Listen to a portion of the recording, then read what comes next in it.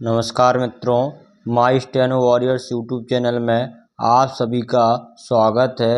आज का हमारा डिक्टेशन है हिंदी आशुलिपि डिक्टेशन ओपी शुक्ला, गति 80 शब्द प्रति मिनट। डिक्टेशन स्टार्ट होगा 5 सेकंड बाद।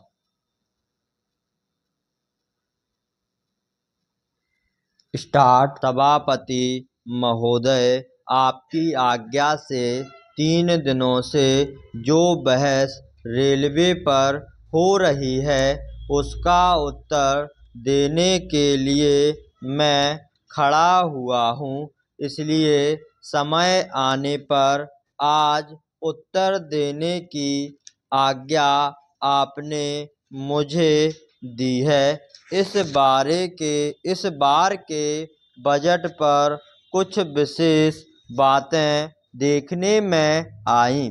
एक बात तो यह देखने में आई कि इस बजट का उत्तर दूं तो क्या दूं। जो बहस हुई उसमें विरोधी दल ने कोई हिस्सा नहीं लिया। शायद उन्हें विरोध करने के लिए कुछ नहीं मिला या उसका मौका नहीं मिला। एक दूसरे ढंग से उन्होंने समर्थन प्रदान किया। अभी माननीय सदस्य महोदय ने जो अन्य कुछ बातें कहीं उनसे मैं सहमत हूँ। आपने भी बोला था आपकी सुंदर वाणी सुनने का मुझे मौका नहीं मिला, लेकिन मुख्य रूप से जिस दिन बजट का विरोध करने के लिए विरोधी दल के नेता खड़े हुए तो पीछे से सारे उनके समर्थक चलते बने। अकेले वही खड़े रहें और बोलें। आपको स्मरण होगा मैंने आपका ध्यान आकृष्ट किया जो बहस रेलवे बजट पर 3 दिन हुई। इधर के हमारे साथियों ने उस समय का सदुपयोग किया। एक सज्जन केवल विरोधी दल की ओर से कुछ विशेष रूप से बोले। वे आज यहाँ नहीं हैं, फिर भी उनका पूरा का पूरा जो भाषण था, अब मैं उसका उत्तर देने की चेष्टा करूँगा। साथ ही इसके पहले मैं उन सब लोगों को धन्यवाद दूं जिन्होंने इस बजट के ऊपर अपने विचार रखे।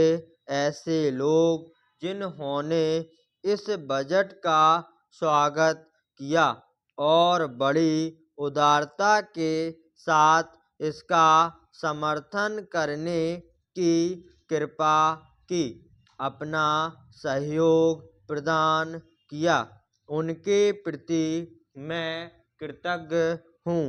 श्रीमान, इधर के लोग बोले, इसलिए 2 तरह की बातें कही गई। एक तो कुछ नीति संबंधी बात कही गई और दूसरे कुछ सुझाव दिए गए। हमारी व्यवस्था में प्रबंध में कहीं कुछ त्रुटि है, क्या होना चाहिए, इसके संबंध में कुछ सुझाव दिए गए। कुछ सदस्यों ने सुझाव देते हुए अपने प्रदेश अर्थात अपने निर्वाचन क्षेत्र के संबंध में भी कुछ बातें कहीं।